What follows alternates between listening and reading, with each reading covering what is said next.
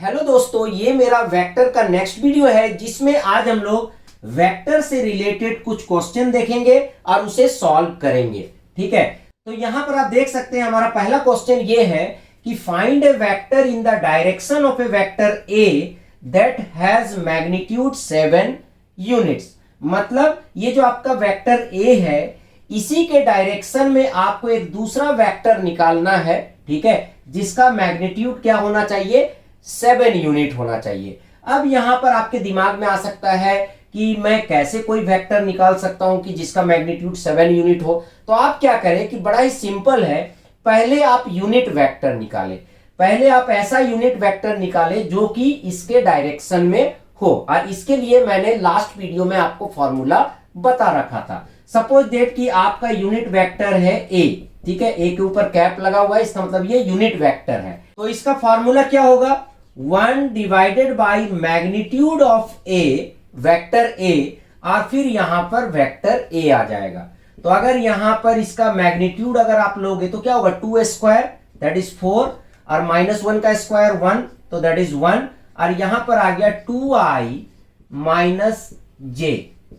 ठीक है, इसको आप सॉल्व कीजिए तो यहां पर क्या हो जाएगा, 1/√5 तो 2/√5i माइनस 1/√5j। तो ये तो आपका यूनिट वेक्टर हो गया। और ऑब्वियसली अगर यूनिट वेक्टर में अगर आप 7 मल्टीप्लाई कर देंगे तो फिर आपको वो वेक्टर निकल के आ जाएगा जिसका मैग्नीट्यूड क्या होगा, 7 होगा। तो यहां पर हम लिखते हैं 7 और यूनिट वेक्टर ए, और यहां पर इसे हम 7 से मल्टीप्लाई कर देते हैं तो क्या आ जाएगा, 14/√5i माइनस 7/√5 और यहां पर j। अब चाहे तो इसका कुछ अलग नाम आप दे सकते हैं जैसे वेक्टर b। तो ये आपका एक वेक्टर निकल गया जिसका मैग्नीट्यूड 7 है, साथ ही साथ वो इस वेक्टर के डायरेक्शन में भी है। तो इस तरह से आप इन क्वेश्चंस को सॉल्व कर सकते हैं। उसके बाद जो नेक्स्ट क्वेश्चन है वो भी कुछ इसी तरीके से है, कोई डिफरेंस नहीं है, पर यहां पर लिखा हुआ है find the unit vector in the direction of the sum of the vectors a and b।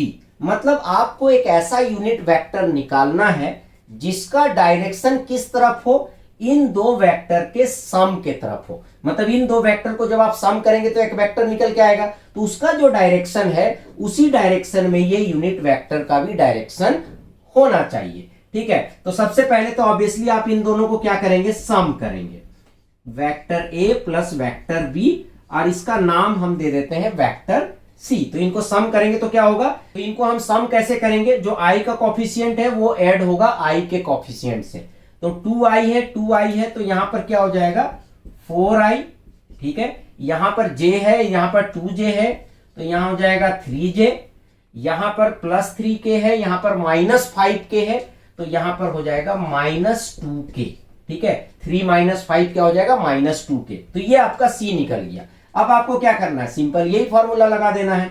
तो आपको यूनिट वेक्टर निकालना है, तो 1/मॉड्यूलस ऑफ वेक्टर C, मतलब मैग्नीट्यूड ऑफ वेक्टर C, और यहां पर वेक्टर C आ जाएगा।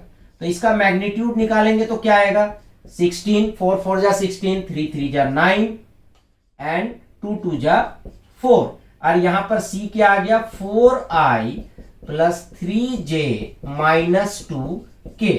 अब इसको अगर आप सॉल्व कर लेंगे तो क्या होगा, 16 और 9 25, 25 और 4 29।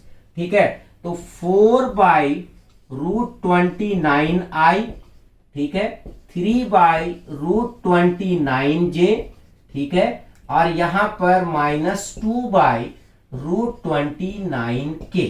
तो ये आपका यूनिट वेक्टर निकल गया जिसका डायरेक्शन उसी तरफ है जिस तरफ इन दो वेक्टर के सम का डायरेक्शन है।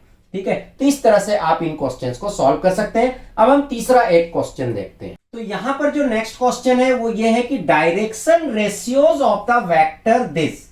आपको इस वेक्टर का डायरेक्शन रेशियो निकालना है और साथ ही साथ डायरेक्शन कोसाइन भी कैलकुलेट करना है। देखिए, इस तरह के जो क्वेश्चन मैं करा रहा हूं इसका मेन मकसद है कि आपके जो कॉन्सेप्ट्स है वो क्लियर हो जाए। ऐसा ना हो कि इस तरह के टर्म्स आपको कहीं सुनने को मिले, डायरेक्शन रेशियो, डायरेक्शन कोसाइन, तो आपको पता ही नहीं है। ठीक है, तो अभी हम लोग बेसिक क्वेश्चंस कर रहे हैं और कॉम्पिटिटिव क्वेश्चंस भी हम लोग करेंगे। तो यहां पर डायरेक्शन रेशियो क्या होता है, सबसे पहले तो बात करें। सपोज दैट आपके पास एक वेक्टर है R X I plus Y J plus Z के।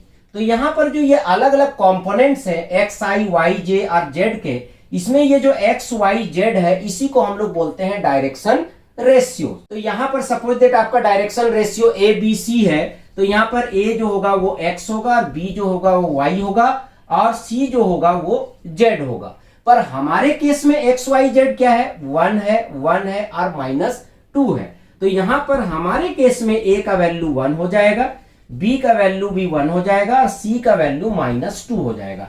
यहां पर ए बी सी मैंने ऐसे ही लिया है, डायरेक्शन रेशियो को रिप्रेजेंट करने के लिए लिया है। ठीक है, तो यहां पर जो 3 डायरेक्शन रेशियोज होंगे वो ए बी और सी होगा, और ए का वैल्यू 1, बी का वैल्यू 1 और सी का वैल्यू -2 होगा। मतलब किसी भी वेक्टर में जो अलग अलग कंपोनेंट्स होते हैं आई जे के, उसके जो कोफिशिएंट होते हैं उसी को यहां पर डायरेक्शन रेशियो बोला जाता है। उसके बाद नेक्स्ट हमारा ये है कि कैसे आप डायरेक्शन कोसाइन निकालेंगे। ये जो आपका वेक्टर दिया हुआ है इसका डायरेक्शन कोसाइंस क्या क्या होगा। तो सपोज दैट कि डायरेक्शन कोसाइंस हमारा a1 है, b1 है और c1 है। तो यहां पर आप a1 क्या कैसे निकालेंगे, a1 जो होगा आपका a divided by modulus of, यहां पर a आ जाएगा। तो यहां पर a क्या है, a का वैल्यू 1 है और मॉड्यूलस ऑफ a करेंगे तो क्या आएगा यहां पर 1 + 1 + 4 दैट इज 1/√6 आ गया। उसी तरह अगर b1 निकालेंगे तो क्या होगा, b by modulus of a, तो ये क्या हो जाएगा b by modulus of a, मतलब मैग्नीट्यूड ऑफ वेक्टर a, तो ये क्या हो जाएगा 1/√6। उसी तरह अगर आप c1 निकालेंगे तो क्या होगा -2, ठीक है, क्योंकि c का वैल्यू क्या है -2 और a का मैग्नीट्यूड क्या है √6। तो ये आपका डायरेक्शन कोसाइन हो गया। क्या हो गया, a1 = 1/√6, b1 = 1/√6 और c1 = -2/√6। तो इस तरह से डायरेक्शन रेशियो और डायरेक्शन कोसाइन भी आप निकाल सकते हैं। तो यहां पर आपका डायरेक्शन कोसाइन हो गया, डायरेक्शन कोसाइंस आर यहां पर हो गया 1/√6 और -2/√6। तो दोस्तों इस तरह से इस वीडियो में मैंने आपको 3 ऐसे क्वेश्चंस कराए जिनके कंसेप्ट हम लोगों ने ऑलरेडी डिस्कस कर रखा है। अब आगे के वीडियो में कुछ नए कंसेप्ट डिस्कस करेंगे जो कि वेक्टर से रिलेटेड होगा। तो चलिए फ्रेंड, आई होप कि आपको वीडियो पसंद आया होगा। अच्छा लगा तो लाइक करें, शेयर करें, कमेंट करें, और अगर अभी तक आपने मेरे चैनल को सब्सक्राइब नहीं कर रखा है तो सब्सक्राइब कर लिया और बगल में जो बेल है उसे जरूर क्लिक करें, जिससे मेरे जितने भी नए वीडियोस हैं उनका नोटिफिकेशन आपको मिलता रहे। Thank you and good bye.